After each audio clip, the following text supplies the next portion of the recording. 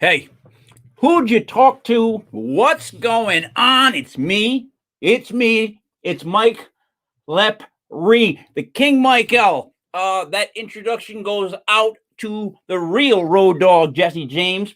He's currently in the hospital due to a heart attack.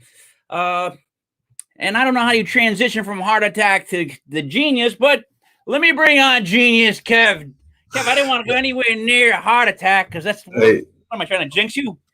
Yeah, I was gonna say thanks, King. That was a good intro. And you know I missed a couple of shows this week with family health issues anyway. So thank you for that. I feel much better. Yeah, I know, right? What a way to start off with somebody. Yeah, you opened up with cancer. I don't know what the hell downhill from there.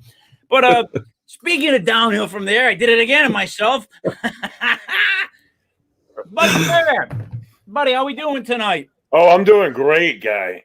All right, good. Yeah, good somehow, buddy, you all got us all in a mood to talk about demonology, which makes no sense at all if you think about it. Sunday, the Lord, Jesus. Kev, I don't know. See, this is where I don't know how serious they're being. Yeah, and demonology.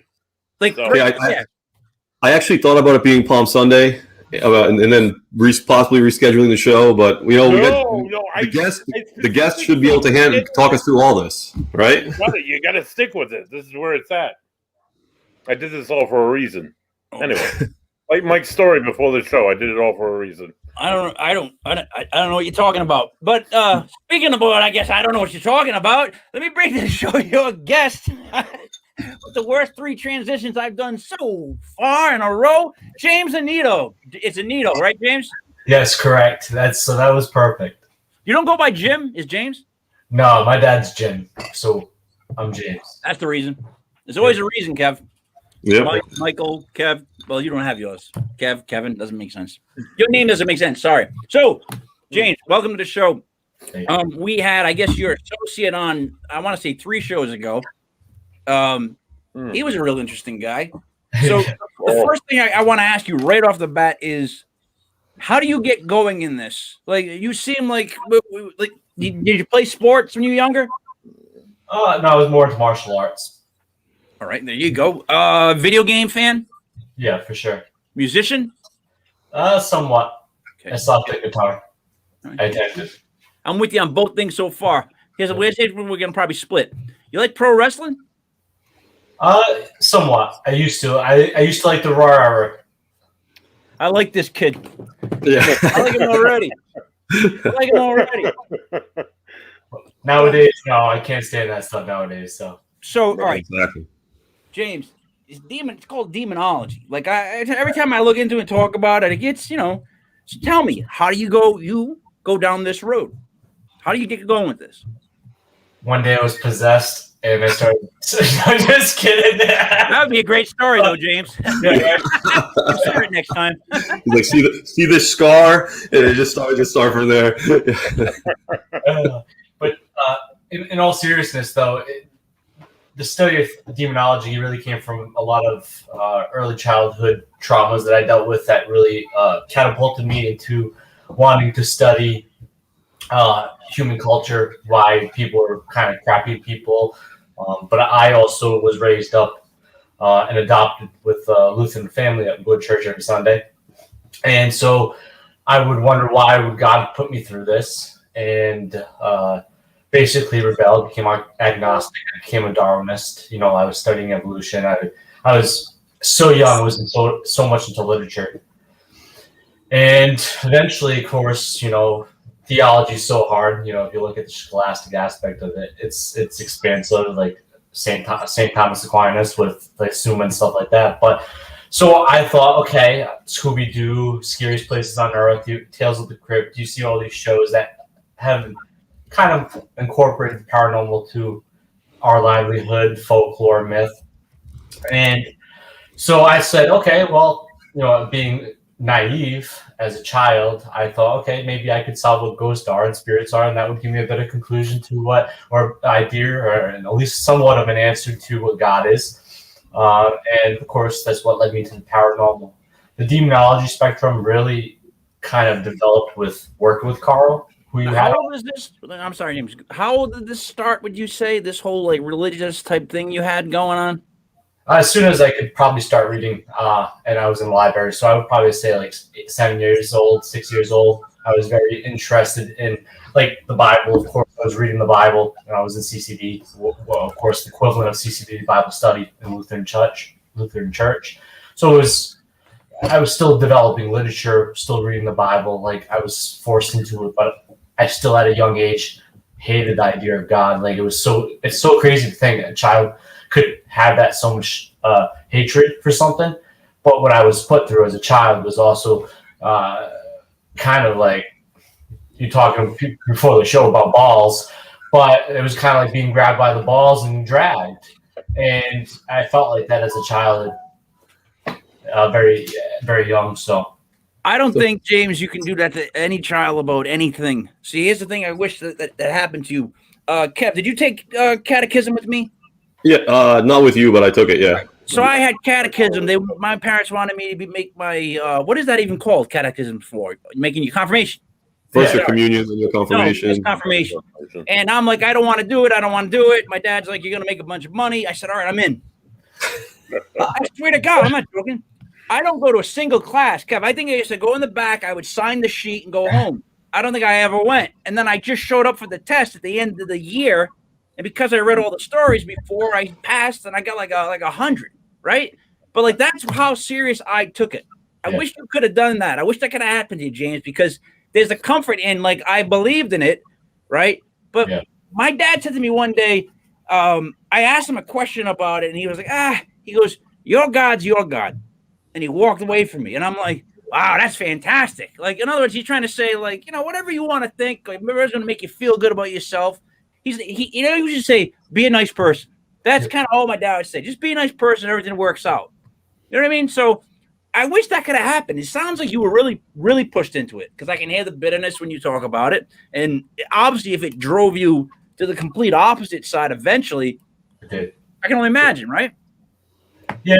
I had that epiphany one day, or that situation that was kind of, I wish some people could experience. I can't believe I experienced it. Maybe there's some physical reasons, but it really did. See, I do miss drinking. That was so good. But it stuck out to your religion is what's crazy to me, right? The idea of religion, either way, positive or negative, it stuck out to you. And speaking about sticking out, here's Buddy with his beer of the goddamn week. You might as well do it now. She's a beer on Earth. Did a lovely Empress Maeve. It's a Citra and Sambro, and it's in celebration of Women's Month in April. We love pink, and yes, we do love pink. So I'm sorry to interrupt with my beer. Go on. I'm sorry. No, I don't go on. I did a Rhode Island, and I'm going to do a Massachusetts beer. Because the first time I met James, he was in Massachusetts, and now he's in Rhode Island. So I'm doing a Mass, and I'm doing a Rhode Island. The Mass beer is Clown Shoes. It's Space Cake. It's a double IPA. It's super delicious. A friend of mine got it for me. I'm like, I'm going to make it my beer of the week on Sunday. First of all, number two, I say all the time. For James. These are for James. So listen, number two, I say all the time. Yummy for me, man. Tell me how they taste. I love the term. I love the term clown shoes. It describes something ridiculous perfectly. And second of all, that first beer, I'm sure that the women are really going to like be so happy that you guys devoted that can to them. Cheers, ladies. Thank you for being. Come on. Women. All right, James. Now we get the beer out of the way, and I'm being serious. Focus. James. Yes. It drove you so far that you call yourself, and I hate when I'm saying this like I'm being a jerk, but I'm not being a jerk. I'm saying you call yourself because I don't have any other way to say it, but you call yourself a demonologist. Yeah. So when you tell someone what you do, and I mean, like when someone says, "Hey, what do you do?" Like, what do you do? And you want to make it short, but you want to make it important. Like what do you tell them? Like what's like right off your head that you tell them? Because there's got to be that like kind of pitch you give you about yourself when it comes to your job, right? When if they bring up what you do, there's going to be certain things you say, right? Yes. Okay. So basically, demonology, I say it's not very short answer sometimes, but I say demonology is the study and traditions of wicked spirits, basically. And then in that form, I also say it's a branch of angeliology, branch of angiology, which is a branch off of theology, which is, of course, the study of religion, or study of God for some people in that. But so, yeah, that's where I say about demonology. But I really am more, I do title myself that, and more people look at me as but I am a deacon, first and foremost. But I definitely go, it is very hard. People email me all the time about demonology, and they think that I'm like a devil worshiper or Satanist or something else. It's pretty funny sometimes. So it's very interesting. Sometimes, like you say that it's definitely push people away. You know, they don't know that about you, and they find it out and they're like, "Ooh, I don't know if I want to deal with that person anymore." But because people hear demon and they don't understand it, they really don't, unfortunately. So James, just as far as your background goes, I know you talked a little bit about, and this is going to kind of try to tie a couple things together. You talked a little bit about your background, and kind of as a young person, you had some obviously bad breaks, and you kind of started looking for answers, and you thought kind of paranormal was the way to go, would kind of get you there. And I know here from other places you were doing your own investigations at like 15 or so. Then you went to the military, and then it sounds like you started going down the religious path from there. So it seems like you went like really two extremes, like you did in the demonology thing. Like, I don't think Satan worshiper when I hear that. And from your background, it sounds like you're using your sort of religious training is maybe the umbrella over maybe the demonology. Is that like something you use to sort of help people that think they might be part of their life right now? They might be possessed or have a house that's in trouble or something like that. Is that kind of a way to tie it together? Like that's what I'm struggling with. How do you tie those two extremes together? Well, to be brutally honest, like demonology is a study, right? So there could be the study of it. I could just read a book about it. Like here, like right here's Carl's book right now. Here's the shameless plug out about Carl. So I could read a book. I could study demonology in some form. People could say, "Oh, he's very well versed in demonology. He could be a demonologist." But I take the studies that have been written since the 16th century by King James, the guy that made his version applied to English, which that helped develop the English language for people that were so illiterate back in those days. And then, of course, wrote the book Demonology, which inspired William Shakespeare to write Macbeth. So demonology is very influential, but in the same token, it is a study. But people do take it and apply it because, for me, of course, I didn't necessarily believe in it at first, but I have come across things that cannot be explained by modern science and modern medicine. And I've worked with psychotherapists, and I've worked with physicians, and they have not been able to come up with conclusions on certain people that I've dealt with. I've worked with Bunny on one, as kind of the mediator because he works in that field. So like I try to work with people to understand the human mind, but of course, when you are actually dealing with unseen, which I think is plausible, that, we take the study of demonology and apply it. So there are people like myself, Caro, and quite a few other people. There are not too many of them that legitimately do it in this reason, but we apply demonology. We take the study of what has been traditionalized either by characteristics, by physicalities, by what people have experienced dealing with people, and of course we modernize it with like something like the DSM-5 and working with psychotherapists and stuff like that. So that's what, in a sense, what I do, how I apply it. But it is a study, and that is what it is. You can study biology, but that doesn't make you a biologist either. So it's in that same nuance. In reality, like I just apply something that is a part of, like I like to be called a theologian instead because I love theology in a sense. Like I love Maritology, I love Christology, I love all those ologies because they're very expansive. Theology is expansive, and everybody gets lost in demonology. But demonology wasn't a thing until King James wrote the book Angiology, which is the traditional study of demonology. James, do you believe in so when you read like things like the Bible and books like that, do you believe them to be true, or do you believe them to be stories to help people do the right thing? Because that's how I can really cut it as quick as I can cut it without being completely honest, like with the way I kind of see it. So what do you think when you read it? Is it complete like gospel when you read it? I think it is a manual, a stepping stone for you to live a good life if you take it so. It basically is a book that shows you that if you misstep and you do this what will occur. And sometimes it is a metaphor state. But of course, back then, that's how people, they weren't gullible, so to say, but they were, of course, more archaic now in understanding. So, but I think the Bible, in a sense, is a great tool. I'm not a very scriptural person. I think that if you're a good person, you do good deeds. But do you think they were more archaic then? Is that what you said? Back then, they were more archaic. Correct. Yeah. See, sure. I don't believe that. I think that the world has been predicated on the fact that most people are stupid forever, throughout time. All big things are done because 8 out of 10 people are real dummies. That's the truth in everything we talked about. So, like, I just thought maybe something about like stupidology, like the study of the fact that most people really are stupid. They just, they won't admit it all by the book. but what I'm all right.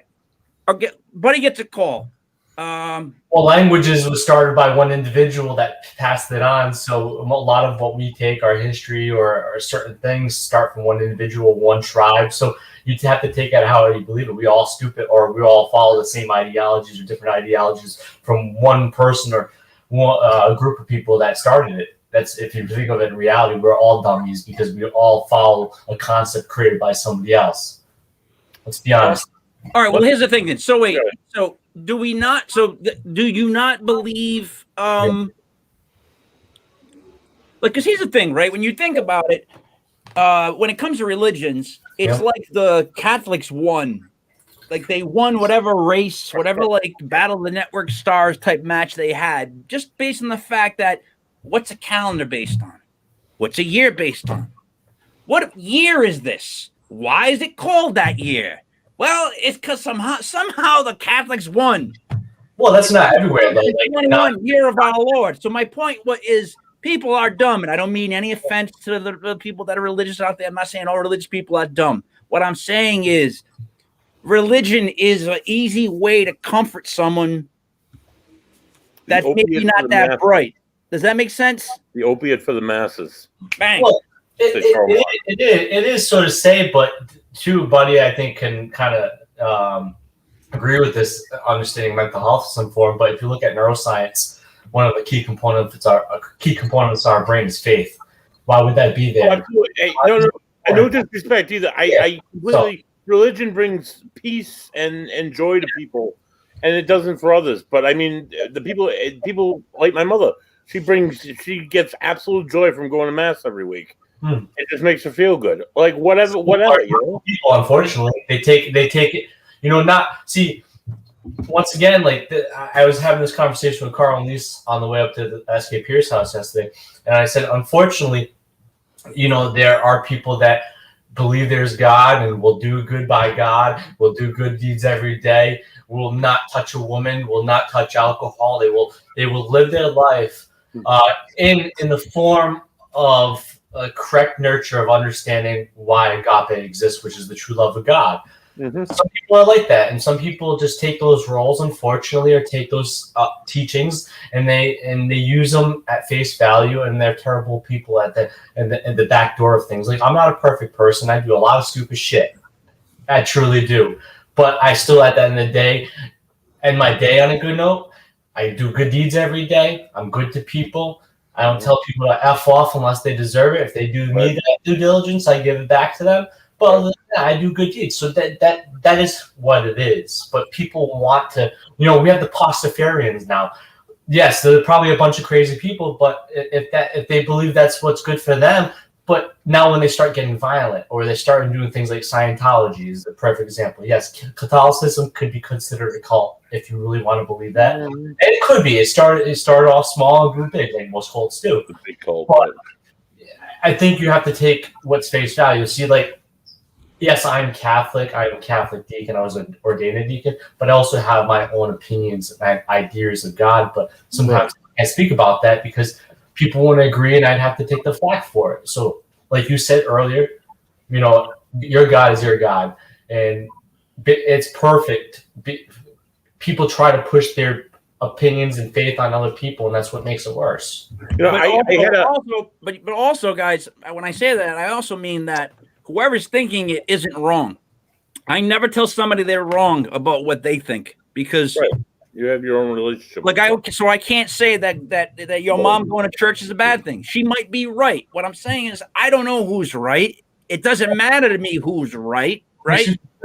All that matters is that Kev. What are your thoughts on this? You know what I'm saying? It's like, look, I'm at the point where I want to do one of your timeouts and get us back on track, and I want to hear about one of their investigations. But I mean, the religious thing. Look, believe what you want to believe, as long as you don't harm people. I'm all for it. It's all I care about. Right.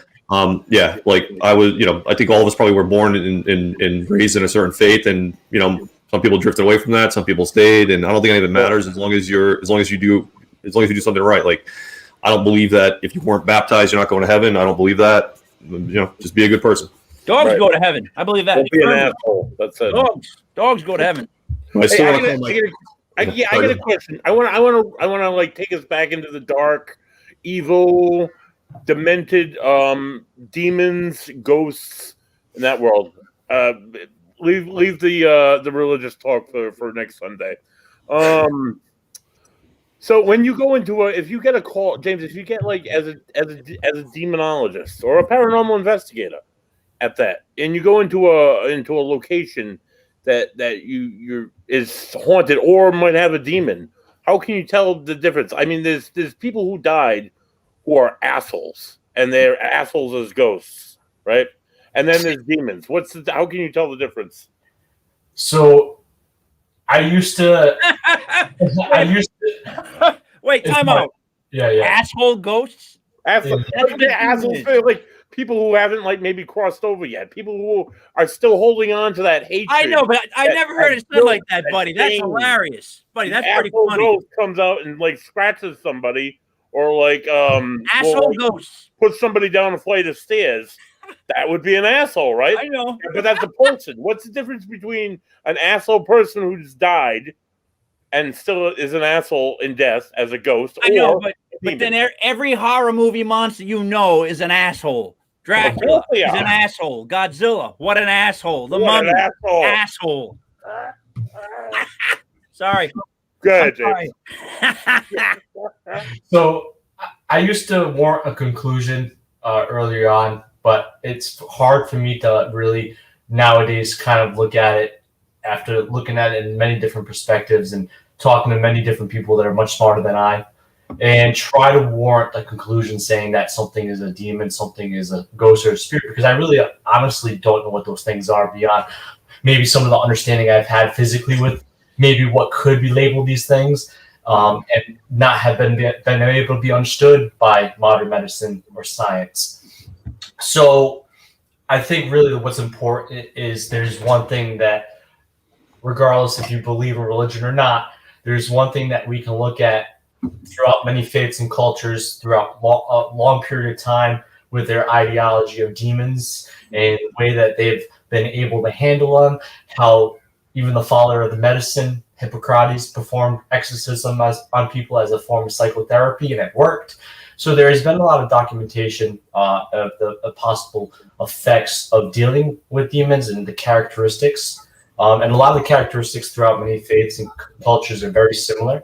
So really how I would go into a location, of course, I would understand the individual, because if it truly is a demon, it is going to be centered on an individual, and most likely the person that's being affected in an infestation or oppression or possession state is going to have some sort of trauma that had occurred in their life that was able for this thing to be invited in. And that's what's more that you look at, because there's going to be subtle things. A demon's not really what you see in The Exorcist, and it's not what you see in like a lot of these movies. It's not theatrical. It won't start throwing books. It won't start throwing stuff at command. It's very sinister. It's very manipulative. I like to say, everybody laughs at it, but I like to say they're a ninja. They strike from the shadows. James, explain how you let it in. Explain to me how you just said if you get like beat down or something happens to you that's traumatic, you can let it in. Explain that part. Because of course there's things like dissociative identity disorder and schizophrenia that have the ability for hypergullibility, imagination to occur where they create this reality something exists. But there has been times where, of course, that is also an invitation. You're allowing that to kind of happen. You're creating that sense, but in the form of a demon.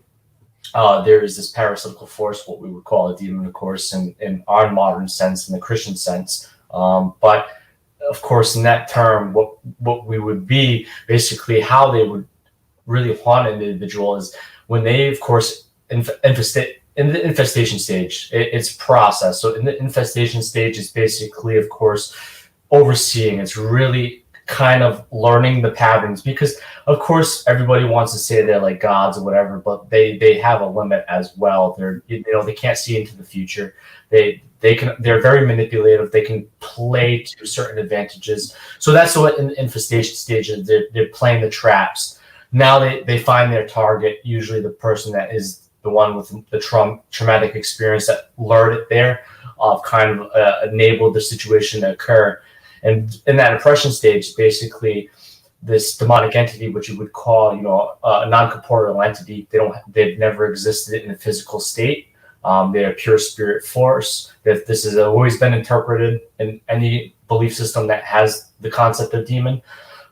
Even before Epicurus created theodicies and good and evil and karma. But so, you would look at how it's kind of molding into the person, affecting them, creating a 180 to their reality, that now they're, outgoing person, now they're depressed, lingering with themselves. And usually why that trauma is so important is because that's what, especially, of course, let's say if they were molested as a child, then of course this entity, this unseen force is using this, is touching them inappropriately, causing these visions that occur where they are being touched or having these sexual interactions that make them shudder, shut them off. And basically where possession occurs is, and this is where a lot of people misunderstand how possession occurs, there's an invitation. Usually this is the breaking of free will. This is basically where the oppression has been able to break this person down, where they say, I basically give up, or if they know what's kind of occurring. Most of the time, the person that is actually going through this does not know they're dealing with the demon. So that's a big sign also if a person's saying I'm dealing with the demon out of the gate, then they're probably not dealing with the demon. So a lot of these people that are in fact being possessed or oppressed don't know they're being afflicted by certain something like that. And so how many? I'm sorry, I gotta interrupt you, James.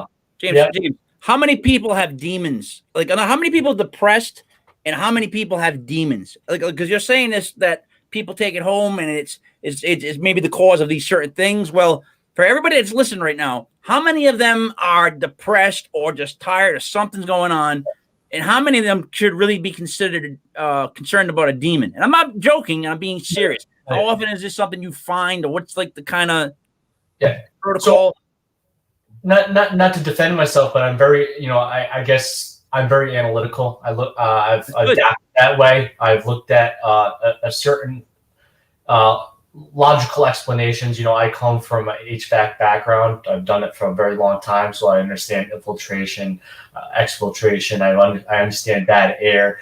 I understand a lot of concepts when it comes into a homestead. But of course, when you're so in a statistical value, this is at face value, 15 years, I believe I've dealt with 5 demonic cases, and 3 of those cases were possession. Wow. So they're rare. It's not like an everyday thing. And my colleague, Carl, that was on, was 48 years of this year. He's only dealt with 5 cases of demonic occurrences as well, or haunting as well. So it's not an everyday thing. So that's why I'm saying there are a lot of logical explanations, a lot of things that have developed in the human mind. Neuroscience has developed so much so. Of course, we understand why people have sleep paralysis and believe that they are able to think they are being affected by demons. There's so many things that now are explainable, but there are certain things, like I said, that currently in the DSM or currently understandable by physicians, things can't be explained. And there have been preternatural occurrences. I don't care unless you want to jump into the parapsychology realm. I've seen religious iconography turn upside down, appear out of nowhere when it was not there. These things don't occur naturally unless there's something we don't understand that makes this occur. And let me tell you. Let me from a mental health point of view. I work with people who have schizophrenia who come live where I work, and they are not on any medication at all. So they're like live. Yeah. They are like at the peak of schizophrenia. They are at the peak of their symptoms, and they have it all. It's all the time. I mean, with people who are hauntings, people ask me, like, you think that's just mental? No, because if you're experiencing like if you see a man walk across your room, it happens once every 6 months, or maybe once every 3 months, or once every 3 weeks. If you have delusions, if you're actively having hallucinations, it's happening all the fucking time. If you're hearing voices, it's all the time, and the voices are telling you to hurt yourself, to not trust other people, to hurt other people, to do all this other stuff. It's always negative, and it's always many voices. Guys. And the voices always go away with medication. And a demon won't ever tell somebody to kill themselves either, because a demon doesn't want the person to commit suicide. The demon wants to torment this person, wants to start gaining control of the person. So they don't want this person to commit suicide or do anything that's dastardly or full of diabolism that will make them have attention to themselves, because this is a game to them. They love this is their game. So why they're going to make notice of it in this way? That's why I said most people don't really come out and say I'm demonically possessed. That's the biggest red flag. Somebody says that to me, there's 99.9% chance that they're not dealing with a demonic entity. All right, so hold on one second. So Kev, I'm going to ask you a question. Isn't it the toughest part about this to digest the fact that the real thing is so closely, cloudily linked to mental illness? Do you know what I'm trying to say? It's because there's so many mental illness issues that it makes the other part of it not it exists, but I'm saying it seems so hard to believe it exists because. Yeah, that's one of the angles I wanted to hear kind of James go down a little bit more, because obviously you hadn't really touched on it yet, but you did mention you're a deacon, and the Catholic Church obviously has processes and rituals for all this stuff, and there's you have to have kind of a lot of proof and verification from, I think, medical doctors and psychiatric professionals in order to really go down the path of it possibly being demon involvement. Is that correct? Very, very true. So before I was ordained a deacon with the Catholic Church and went through their seminary program, I was an ordained minister with the Church of Christ.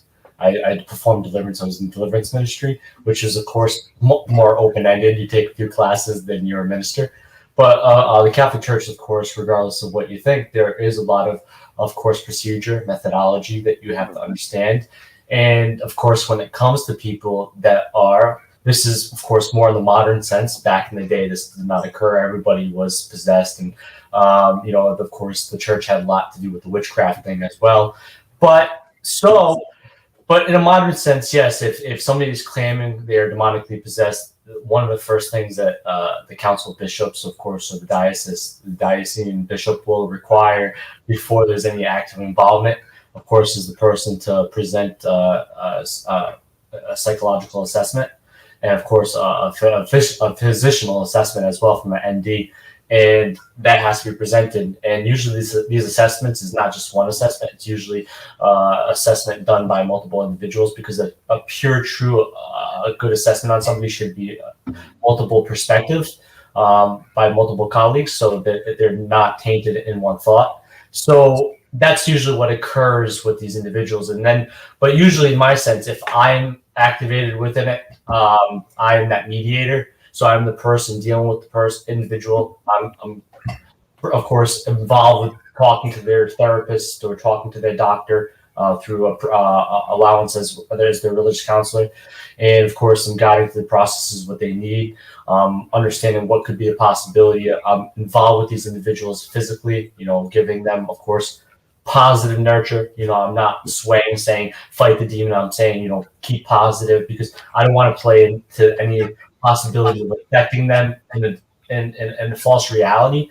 So I basically would present this data to the diocesan bishop, and then this bishop would collect it. And of course, then it would go to usually goes to, could go to the Vatican, or it could just be, if an exorcist is a part of that diocese already, the exorcist might jump on board and do it. All right, let me go 2 quick questions. Let me just jump in real fast.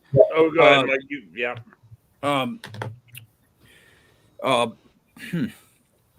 Buddy, at what point do you bring James in? All right. So I consulted James on an investigation. It was, for me, it was case 13. It was in Providence. It was a woman who was experiencing stuff that she couldn't explain, that the medium who was working with her couldn't explain. The medium consulted us, and we went in there and investigated. We had we experienced stuff that might have been like spirit, like people, like spirits, like people who lived there who were reacting to questions I was asking about specific historical facts about the people who lived there.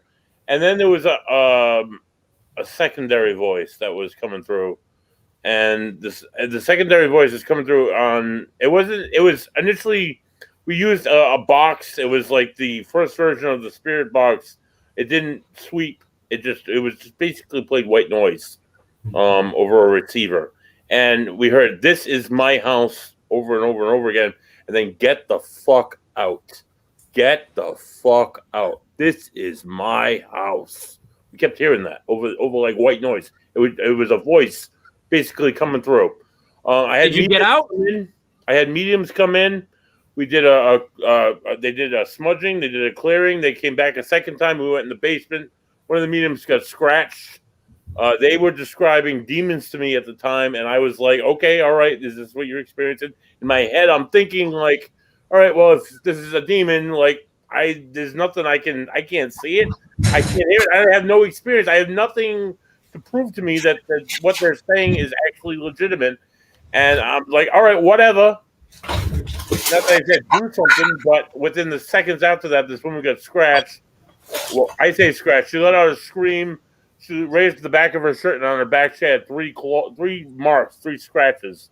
I have a picture on Ocean State Paranormal page. I'll have to post it this week. They were about yay long. There were 3 of them. They were red. It was like swollen. As soon as we left, we went upstairs. I explained to the lady that, like, I can't. This is beyond. I wasn't scratching. This was my first incident with scratching. Mediums were telling me demons. The mediums were Christian based. They left. They went to a church and prayed. And I called the group that James was involved with at the time, Nightbreed Paranormal in Massachusetts. And so they advised. He sent me two guys, and they did that kind of led me to my next question. They did a ritual. It was very Catholic based, and it was very surreal for me, for my other investigators that were there. We just had experiences that I can't ever. That case, I will never. I'll just move on from this. That case told me that I'm just a ghost guy. I don't want to be anything else but a ghost. Anyway, all right. So I call in someone like James when when it's like the scratching, the horrible voices. This woman's claims was she was seeing shadows come in her room, and she was being sexually assaulted at night. I had no answers for her. I didn't know how to deal with that. I didn't know how to get rid of something like that. So I figured it was something that negative had to be something unholy. Wait, so it's that bad, right? Boom. Yeah. James, you guys get the call. You're given that much information. That's actually a lot of information, a lot of evidence, you might say. What do you do next with it? So basically, if I was involved, I would receive what Buddy collected through data. I would ask him any data he collected, voice phenomenon, so like through his EVPs, through his digital recorder, video evidence. I would probably ask for anything that he could show if the person's being influenced, any aspect of them losing time or going to channeling state. If they don't have anything like that, of course, I would ask pictures of the scratches, because a demonic scratch would be like getting cut by a box cutter. There would be no information. If you scratch yourself right now, that is a physical scratch. Remember, I said demons have no physicality, so they would not create information when they scratch you. They never had fingers. makes common sense. So they would, if they scratch it, it would be in shapes. It would be like a razor blade. It would Right. right on my hairline. So that I would look for the cut. I would look for how the haunting is. Does it occur outside the house? Is it just in the house? If it's just in the house, then it's not a demon. If it's outside the house as well, then we try to figure out, okay, it could be attachment, or could it be something that they're haunting themselves? Is it their past, and is it creating a reality to it? Which, if you look at something like the Philip experiment, if you put enough thought into it, you could create a construct. There's been studies done in lab settings by parapsychologists on this specific topic, and they had emulated responses and gotten data from it. Not a lot, but some. But so I would look at all this stuff. The scratch is important. That would basically indicate. I'm sorry. Let me just. You said a very razor sharp scratch. I just want to let you guys know. After one particular investigation, this is another reason I called in James. For one particular investigation, I went home, I took a shower. I didn't feel it until I got in the shower. But I got in the shower, I felt a burning sensation on my forehead, on my head. I got out and I looked right on my hairline, like right along my hairline. It was a scratch that ran all the way across my head. Right, exactly like a surgeon did it with a knife. But it was so thin. It's not there now. This is 2013. But it was so fine. Were you wearing a hat? No, I'm not a hat guy. I have cats, but they're not like that. They couldn't do it. A cat wouldn't go like this and they're not trying to take your face off. Surgeon, and I didn't feel it until the water hit it, and then when the water hit it, it burned like a motherfucker. Excuse my French. But that razor, that's so finite. All right, so, James, how hard is it for you when you show up to really, get rid of the crazies and the guys that are drinking or on drugs and get to the real reasons, like real problems? Because Kev, would you agree that a lot of it's still going to be? Well, yeah, he said it before. The number of cases that turn out to be demonic over the number of years that he's doing it, the number of years that Carl is doing it seems like a very low ratio. So obviously you're going to sift through it all. So you must, I would say, much more than not. It turns out to be one of those other things. But when it's not, I guess where do you go? What happens next? So in the Catholic sense, it is, of course, getting an exorcist involved, or, of course, if you're Buddhist or Hinduism, you'd have a monk involved with a firm dagger, and they do their rituals. But and really, in a sense, really what those rituals are, and I'll be honest here, because a lot of people don't understand it. Yes, there is a form of invocation. You got to remember what God is. If God's life, right? Life is God. So you're invoking the positivity within life. So it is basically an invocation ritual.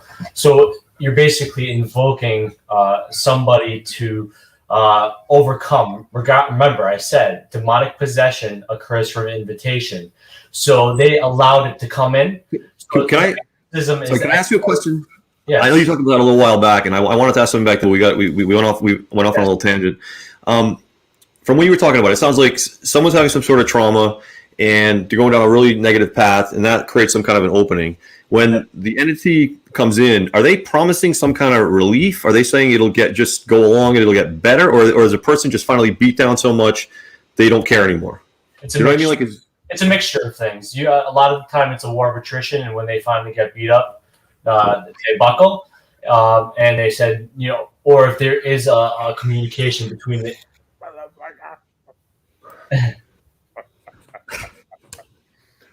The Dolphins are going to win the East. Sorry. It's all right. I totally lost that. No, you're right. So there's something very interesting. You're saying sometimes it's a war of attrition. A war of attrition, or they buckle. So that, but if they have a communication with this force, sometimes the force could promise them something. This will be relievance if you allow me in. And it's kind of like rubbing the genie. You get your wishes kind of thing. So, aka the ideologies of the jinn, which fall in very similar natures of a demon, of allowing it in, of course. But so in that sense, they allow it in. But so when it's in, this is where possession is a very dangerous state, because there's two forms of possession. There's a transient possession and there's perfect possession. Perfect possession is when the person's free will is totally demoralized and they're basically a vegetable. And this force that has taken over fully has encompassed of the full body, but usually the body will start deteriorating because this force is not meant to be in that body, and the person's body will start failing very dramatically. Annalise McCall, regardless of what people say, there has been quite enough documentation to show that it wasn't all malnutrition that killed it. There was a reason that the malnutrition occurred. It was because she was being somewhat influenced by an outside force. There was a lot of medical issues, but those medical issues weren't all apparent until this started occurring, which created her death. So that was in some form of perfect possession. But transit possession, remember, we invite. It's like opening the door at your house. You let them in. You can kick them out with force, or if you need to, of course, it's with words. So in a transient possession, if the person's willpower is able to regain a foothold, it allows the force to be kicked out, and the person regains their consciousness themselves. But then again, that war of attrition is there. So it's already allowed the invitational. So basically at that person, what basically happens is it's not an invitational thing anymore. It's when that person gives up hope on themselves. So if they hit a negative block in their life, then that is when it could, basically assert itself again. And as far as cases, like as far as what Mike was asking about in a situation, how long it could take, understanding the difference between a person that's dealing with mental illness or some sort of reality they wish for, or their attention seeking, is very fast and sudden. Sometimes it could be a few days, it could be a few weeks. Usually in the interview process, you can see the story changing, and that's why I do a 3-point interview. I do a phone, email, and in-person interview, because if their story changes, they can't stick to what they're talking about. So basically, it's fact. But I've dealt with cases for over a year, 2 years, with no ability of conclusion, and dealt with it that long, where eventually we were able to help the person, and there was relief, and they were able to retake their home and not deal with what they were dealing with. But a lot of it is psychotherapy. Remember, if there's a haunting going on, even if it's Casper, that haunting is reciprocated on the fact that you are the battery, you are charging the environment for it to occur. So there's something, adolescence, entanglement, issues at home that create this spike, allow this vibration to occur within the atmosphere.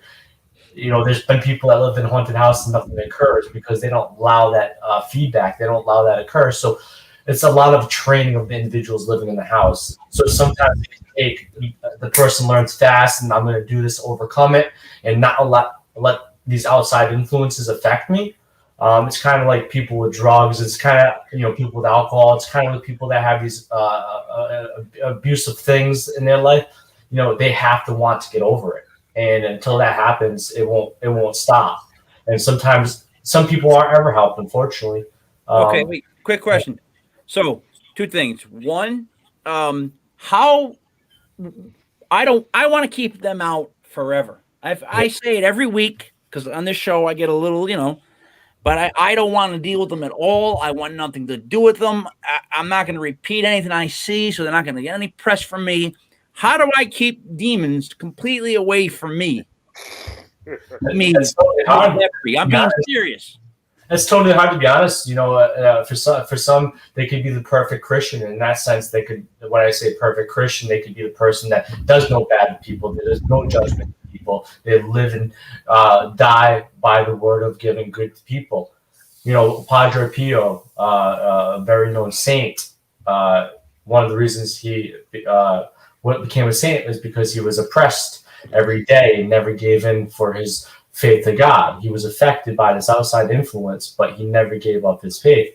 So I would say for you never to be influenced, you would never have to have any idea of what a demon is, no idea what ghosts are, no idea of the paranormal, because you've already created this reality. It's possible, right? So you allow the imagination for the plausibility to occur. So that's key enough. You have some consciousness that these things could exist. And that alone, unfortunately, allows any entrance for you. You could be the greatest person, but they still, it's kind of like the greatest of warriors, right? The greatest of warriors would seek out the other great warriors. They would not seek out the lesser people to fight. They would seek the greatest warriors. So sometimes even these demons seek out the person they think that will be a war of attrition for them, to take them down, because if they could take this person down, it's a triumph against the acts of good, right? All right, so two things now.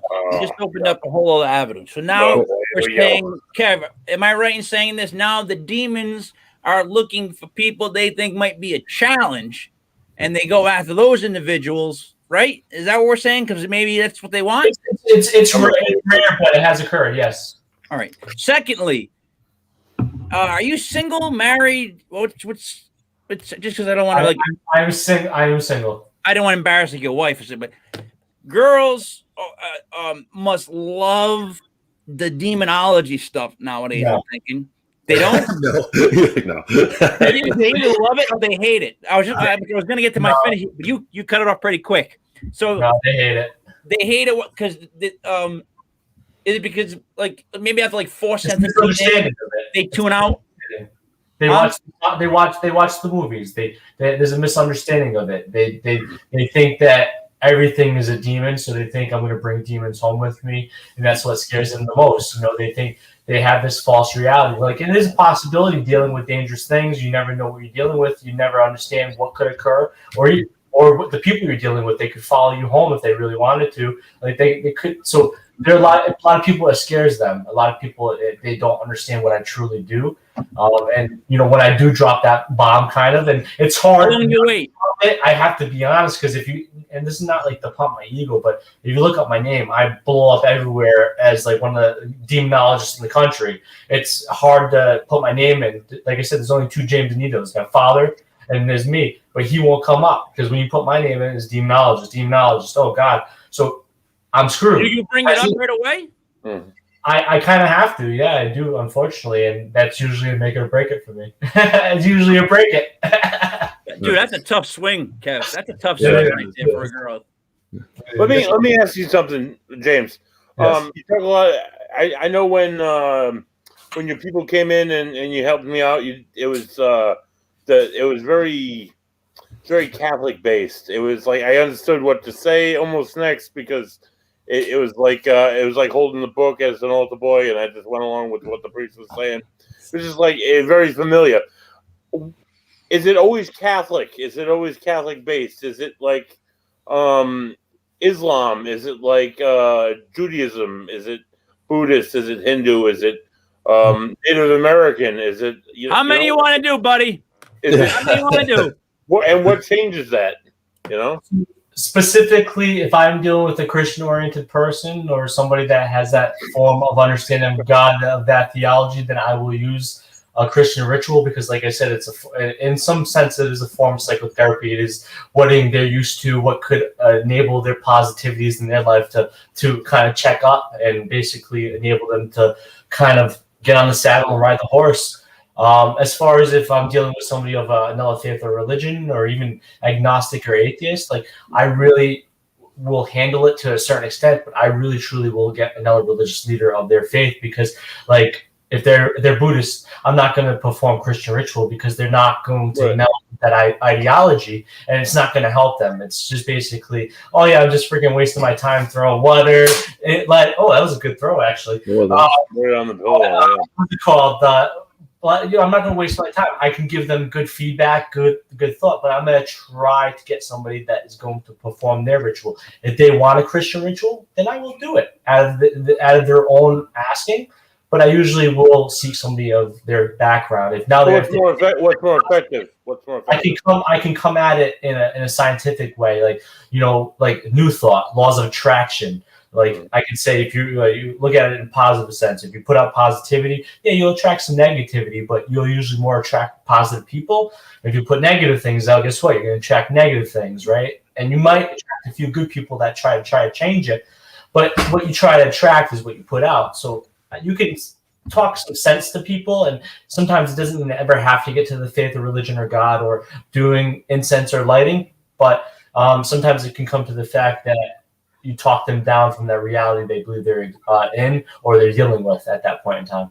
You know what? First of all, wait, it's amazing. it's amazing what you're saying. But secondly, buddy, so close to the camera. Oh. It looks so delicious. And what was funny was, No, fantastic. and the thing was what you were saying about you used more adjectives than I've ever heard put in a row, I think ever. Like you were like, you know, the things and the Scientologists and the Mormons and the right, Kev, that was pretty good. Oh, he was with every faith. Yeah. But Kev, go ahead. You had a question, I know. Yeah. So James, this is kind of trying to wrap like the whole thing up, and you know, going from your youth to now to where you are, it sounds like you would definitely say you've dealt with demons. So you've seen the evil side of the spiritual world. Now, on the positive side, you're obviously you're ordained. You said a minister, Church of Christ, obviously a deacon. Have you seen the same sort of evidence on the positive side, or like we talked about earlier, is it faith based, or have you actually seen? Can you say like there was an angelic presence that the same way you felt in a demonic presence? Yeah, I do believe I have dealt with one case where I've dealt with an angelic force, and only one time actually. And that was in a reciprocating fact of actually dealing with a demonic force that I do believe that was at the cause of the issue at hand, and in a desperate need of attrition, where nothing was working. I basically think that there was an outside force that kind of aided and it helped. And unfortunately, I wish I'm not lying. I will find it next time. You'll have to have me on. But Carl can stand by me on this. He's heard. But I actually have a recording of the conversation with the angel speaking through an individual at that point in time. Wait, speaking. So the person was possessed by this force, and eventually there was a change in the atmosphere. Like it's too hard to explain. It was the craziest thing I ever experienced. It totally almost put me in a padded room. Like, I'm not gonna lie, it was just a crazy experience. That's mind blowing. That I will remember every little detail of it. And I'm terrible with details, but I will remember every little detail of it because just how crazy it was. But See, yeah, what freaks me out. Sorry, James. What freaks me out is that you're intelligent. You're not stupid. You don't seem crazy. So what you're saying, you know, something that you went through. Like, I'm believing you. Yes. So that's what's weirding me out, I think, right now, is that it's all settling in. Like, I like to get to know someone, talk to them for an hour. I mean, there's not much we can, you know, we can talk for hours. So there's not much you can get in 1 hour. But I usually like to do this hour with these guys to get to know the person and to see if they're like full of shit, or if, you know, because really I want to know this. This to me is interesting. And I'll be honest, everybody Buddy has brought to us has expressed themselves in ways where it's like the bullshit meter's off. I understand what they're saying. And Kev, do you agree with me? Yeah. This happens. Yeah, definitely. This has been like this is like a class. This is like almost like a class. If you watch all the episodes in a row, it's kind of like learning a ton. And the same thing with you. And that's why. And everyone has a slightly different angle. And that's why this last part is kind of mind blowing. What you're saying, because you haven't been anything but credible the entire time. So, well, to be honest with you, and if I could tell you experience that happened to me, it wasn't angelic, I don't think, but I really do believe this is what was the precursor that led me to my faith. Is, like you said, I was in the military, and when I was going through basic training, I, of course, was still not religious. I was still very of the agnostic kind of mindset, did not really understand what's out there, but got kind of cool with not really knowing at that point in time, because I was in the military, changed of life. But so I would go to church every Sunday to get away from cleaning the barracks, because, who wants to clean the barracks, who wants to get yelled at, and who wants that shit? So I would go to churches of all different kinds. Every Sunday would be a new church. And one day I went to the Church of Christ on a Sunday. I was, of course, doing my best to see if there's a drill sergeant, kind of ready to nap, because how many times I've heard the damn scripture be read, the same gospel. So I'm like, but all of a sudden, it changed within me, like something snapped. And the question was, who would like to be baptized today? And this is not me at that time. Like I said, why would I do that? I'm just there to relax. You know, to get baptized, I'm gonna have to get freaking my clothes off. So, all of a sudden, they said, "Who would like to get baptized?" I raised my hand out of a sudden urge. Like I could not even pull my hand. That day was a sudden change in me. I was a total different person. I started reading the Bible. I started thinking good thoughts every day. Like I was not a very judgmental person. I was still not a perfect person, still not a perfect person, but something changed in me. Something really came within me that day. I do believe that made me put my hand up because I would have never done that. Like, yeah, maybe somebody would say, well, you were in the military, you're going through a stressful time. That is a way of your body reacting mentally these things. But still, the path that led me down and the experiences I've dealt with, it's kind of like, was it meant to be you? Or like, what occurred that day? But that to me was an experience that I also will always remember because it was like, I'm getting baptized, and like I've already been baptized. I think this is at that time it was a bunch of kind of BS. As like you said, you don't have to get baptized to go to heaven. I had the kind of same mindset, and I still kind of do as well in some form or nature. Maybe I shouldn't say that. Maybe Catholics are going to kill me today. But it changed me. But that angelic experience also probably was a whole nother level than that too. But for me personally, it was what changed me. But that angelic experience gave me a whole another insight because until I actually dealt with the demonic case where a psychologist actually called me in, I never believed in demons existing until that point in time. And so getting to this case where I've never dealt with something positive, I've never dealt with an angelic force. Like I've dealt with positive, what you would call maybe a positive spirit or something like that. But I never dealt with what people would call angels. And that day, I really believe I truly did. Just the atmosphere changed. What we caught on the recording, that the person's voice wasn't theirs. It was more lighter. It was more kind of phonaic, like a computer, like artificial intelligence was talking to you. Like they are not, properly speaking our language because it is not the language. You know what I'm saying, kind of thing. So it was very interesting. It was almost like I said, put me in a padded room. The thing is, yeah. But here's the thing. Why does that? Hey, Mike, I think you muted yourself. Yep. I'm better now. Why does that seem so weird to us when it's an angel?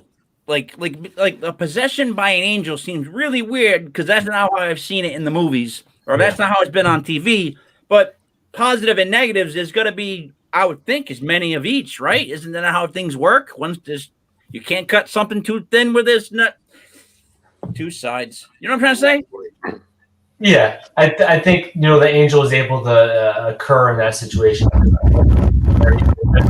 it basically swooped in, so that's how it occurred. But yeah, it's very hard to understand But I actually do know somebody, and I've actually done a study, and there's actually being a research project done on this individual who's writing a true study on angels and how they've influenced people, and like how there are people that of course you heard of the Nephilim and stuff like that. You've heard how they've, and even Greek mythology, you heard how the gods used to of course mate with humans, and you had demigods.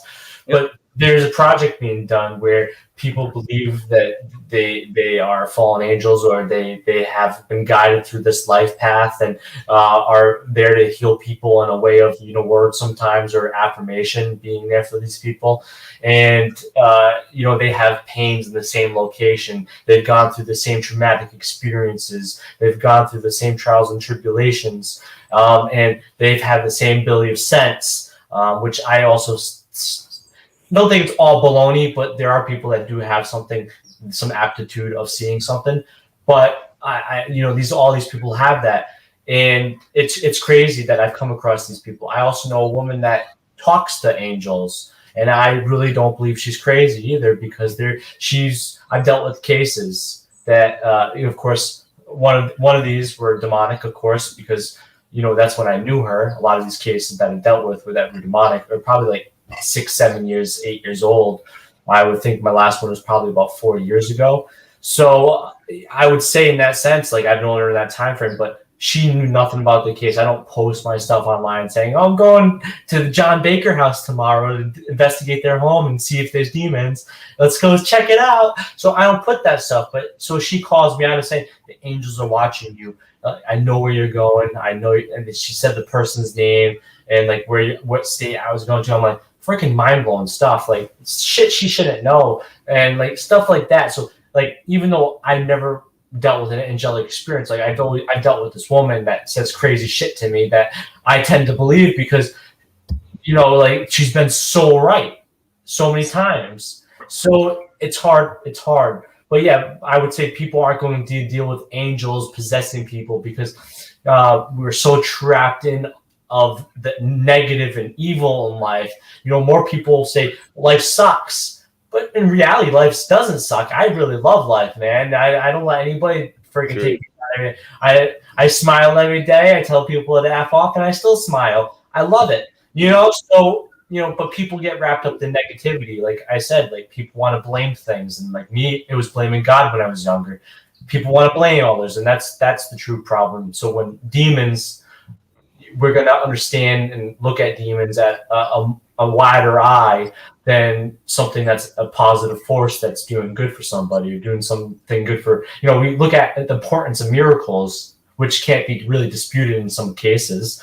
But, you know, but of course, there aren't movies based on miracles. There's the Conjuring movies. There's the Exorcism of Emily Rose movies. There's not the Miracle of Fatima movie. Who wants to watch that, right?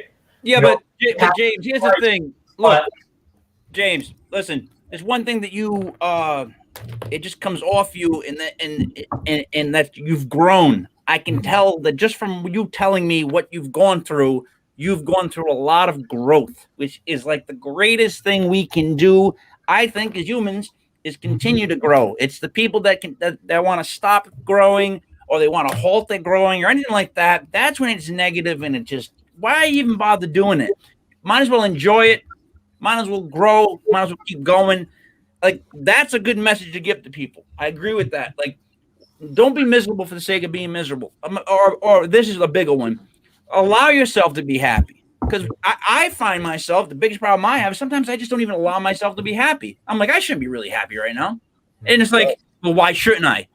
Yeah. Well, because you, all right, well, if you're real happy, it's like, why am I even thinking this to myself? I'm crazy. It's like, I'm just going to be happy. So that kind of makes sense to what you're saying. Like, it's like, just, you can control things. Just be positive, be thankful, and just deal with stuff. Yes. Yeah, this is a sports show.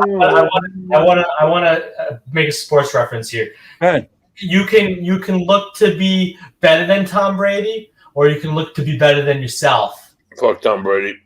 Right? What I'm saying though is that instead of focusing on better than Tom Brady, be focusing on bettering yourself. There's an importance in that. You know, look at quarterbacks that try to be better than another quarterback.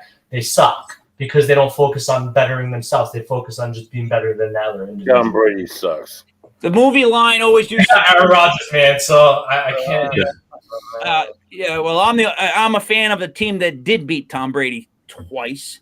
The Giants. But God, I can't stand Tom Brady. He throws me off. Tom Brady. Fuck Tom Brady. Fuck the Bengals. All right. So we've hit the hour. Kev, you know what I was thinking? Wouldn't it be great when this the whole thing goes down and people can be around everybody if we have like a all-star type party? We have everybody back from the shows and we'll make it like Price is Right type tags. It'll be like an all-star event. You know how we could probably get that packed, right? You have no idea, but we probably could just from my past. We're gonna have it at a brew hall. Yeah. You pick the brewery. Beer, good beer. Buddy's been. I've caught some. He's been like he had a little bit of beard on his mustache for about 20 seconds. It was just there, and you know James is talking, and I'm listening. But how do you ignore the fact that it's just there? The suds are there. They're there. I'm going.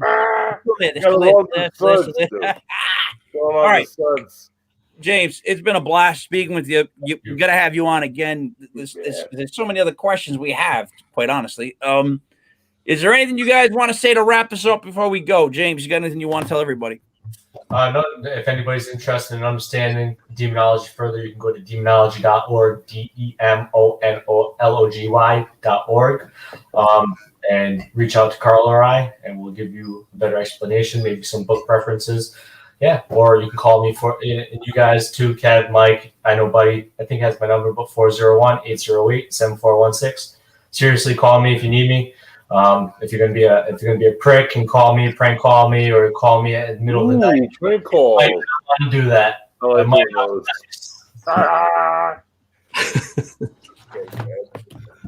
you got anything you want to say before we wrap it up? I do have things I want to say. Clown shoes is delicious. I support women and buy good womanly beer.